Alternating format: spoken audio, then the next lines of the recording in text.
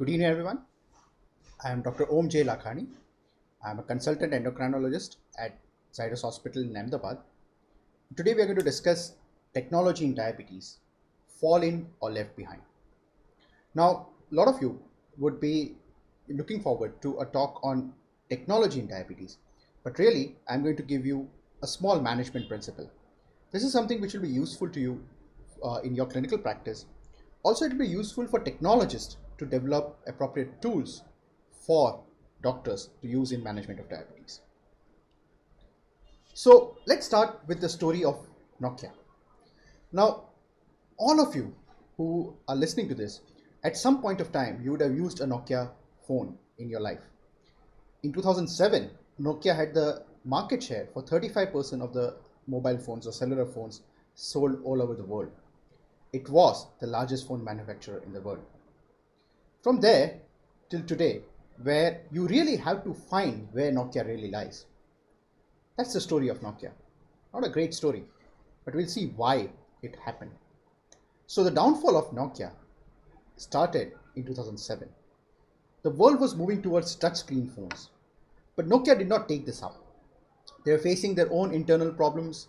Also, they did not embrace the technology or did not embrace the change that was seen.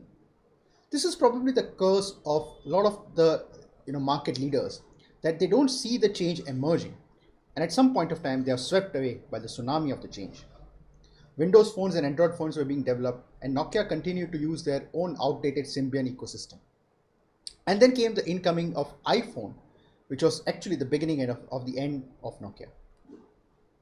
So if you see the timeline of Nokia, somewhere in 2002, you can see they had the first Symbian OS, the first camera phone in the mobile, and their market share was as high as 35%. Coming to the point that, gradually their downfall continued, and at this point of time, Nokia rarely exists. But I think the biggest blow came in 2008 when iPhone was introduced. So at this point of time, Nokia practically does not exist. Why this is important for doctors? Because we need to understand that change is inevitable, and if we don't change, we are going to be swept away by the tsunami of the change that is incoming. So what really happened was disruptive technology happened. What exactly is disruptive technology? Now, disruptive technology typically starts from fringes. There's something new which starts mainly to less premium users. So it mainly caters to the group which is generally not catered by the large players or the incumbent players. It then gradually starts getting a market hold. It starts evolving into a better product. So initially, it targets a market which is not very really, looking at, which have very low expectations. But then it gradually evolves into something which becomes better and better. Finally, it starts moving up the chain, and eventually, at some point of time, it replaces the incumbent as the new powerhouse. Also, what it does is it changes our own way of life. So, for example, and you can see here, initially the disruptive technology starts with low quality, medium quality users, and then gradually goes to the more demanding set of people. Now, in diabetes practice, what exactly is disruptive technology? What is an example of disruptive technology? What is it that will impact our practice? And what is it that we should be worried about in our own clinical practice? Now, if you see overall, and if you see the change, this is purely my opinion. The disruptive technology in diabetes, and this I'm telling from my experience and how I've seen technology evolve in diabetes. It's not insulin pump which is going to change your way of practice. Insulin pumps have been around for a long time. They have a limited users. It's mainly a premium user. So you generally don't find every patient on insulin pump. Though I love AGM, AGP and CGM, I don't think it is continuous glucose monitor or ambulatory glucose profile which are really going to make the change. It is not some fancy fad diet like the keto diet or the intermittent fasting. No, that's not going to change diabetes management. It is going to change a part of it, but not the entire practice. And it is not a new medicine or insulin. New medicines have come and gone. You have SGLT2, and then your new uses of the old medicines, like you have recently SGLT2 working in the field of non-diabetic CKD. And then there are new insulins which are basically variants of the old one. But all of these, none of these is going to disrupt your practice. What is going to disrupt your practice? This small little thing, WhatsApp. Now you'll be surprised that, so far, whatever I've talked about, we really come down to WhatsApp. Just think about it. Just take your typical day in practice. There are, right in the morning time, I answer queries for patients, who want to inform their fasting blood sugar. I tell them how to titrate their insulin doses. Then somewhere in the afternoon, I get WhatsApp messages from patient requesting an appointment from me or from my assistant. And then later on the day, you have WhatsApp from your colleagues, your friends. You want to discuss the cases. You want to, take your opinion. You want to take your opinion from somebody, right?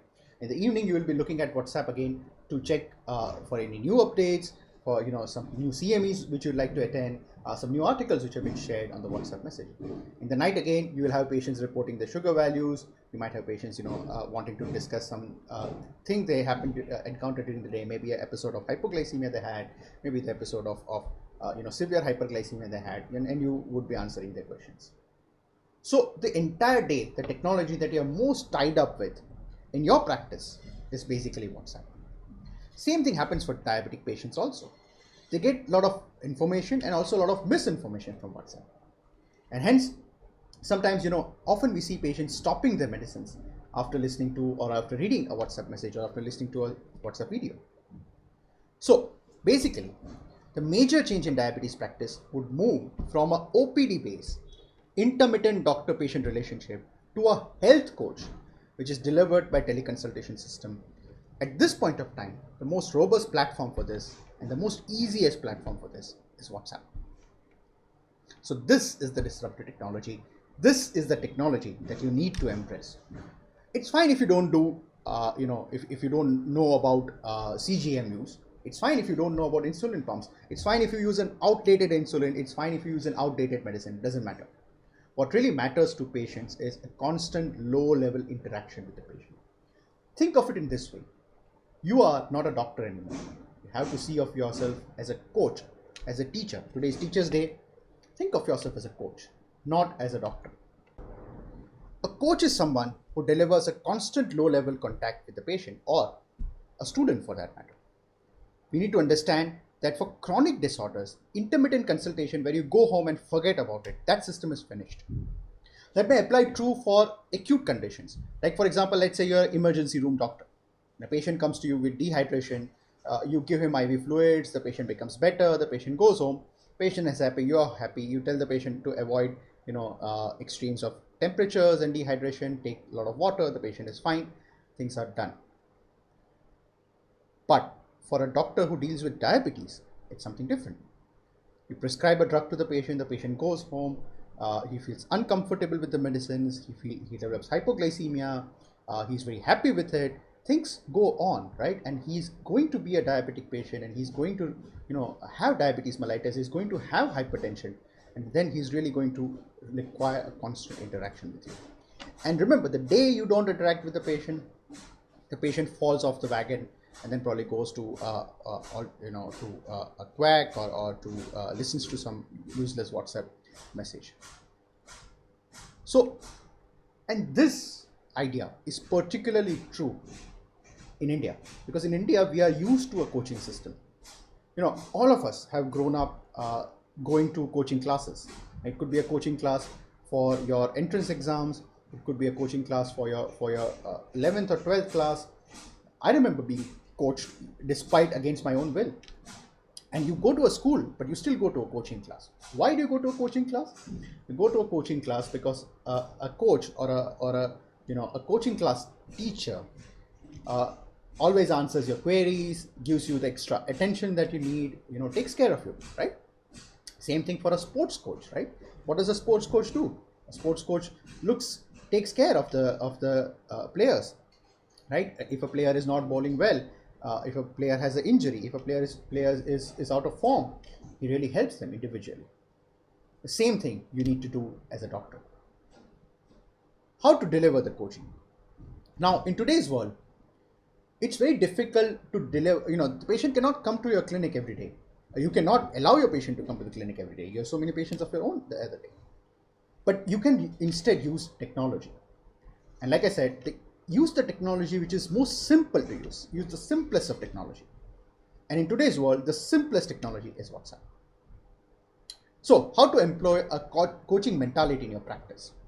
First of all, remember you cannot do this alone. You cannot.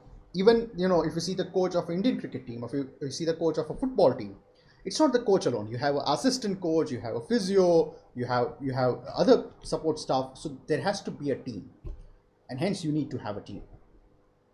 You need to have a WhatsApp business account. You cannot work with your normal WhatsApp. WhatsApp business gives you some extra features which can be very useful for your own coaching practice. Give your WhatsApp number to the patient. You need to do this, right? Have a number which is separate from your usual phone number, which just has a WhatsApp going on there. Give that WhatsApp number to the patient. Let the patient ask the queries and let your staff answer the queries. Let them be trained to do that. Let your patient be trained to ask them. Let your team be trained to answer them. That is very important. Have a workflow and a system that the patient has to use. The patient has to follow certain rules. The patient cannot keep asking questions which are irrelevant. Patient cannot use emergency, cannot send you a WhatsApp for some emergency situation. He needs to know the boundaries. He needs to know how the system works.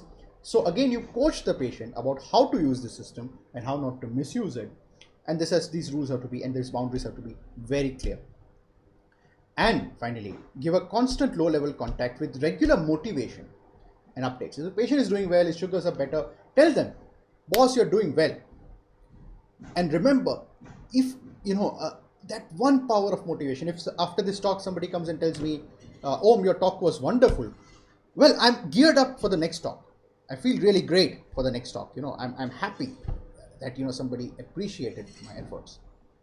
So you need to give a constant regular motivation, and that's what, remember, coach does. If the Indian cricket team wins the World Cup, the coach is the first person who is going to be happy and who's going to embrace his team members. So that's how it really works. However, of course, there are the other side of WhatsApp. In fact, it's the root cause of all evil in society right now. It is a tool which constantly delivers misinformation. So again, you need to take care that the patient, and the best way of fighting misinformation is by giving the right information. You cannot fight misinformation by denying it, by just saying that, that guy is an idiot. You can't just say that. I do that, but I know it doesn't work. What really works is replacing the misinformation with the right information. The more information you give to the patient, the less likely they are going to go to misinformation. Finally, the game is very clear. Your battleground is very clear. Our traditional practice is actually ripe for disruption. The fact that the patient visits you once every 3 months and then you forget about it, that is gone. Remember, that's not going to be around anymore. Either we become victims of the WhatsApp university, or we play this game right and deliver the right information and win. Think about it. This is the thought I would like to leave you, right? So the only take-home message I have in my talk: you need to be a coach, not just a doctor. You need to be a coach. And follow this path, follow on this line, or be left behind. Thank you.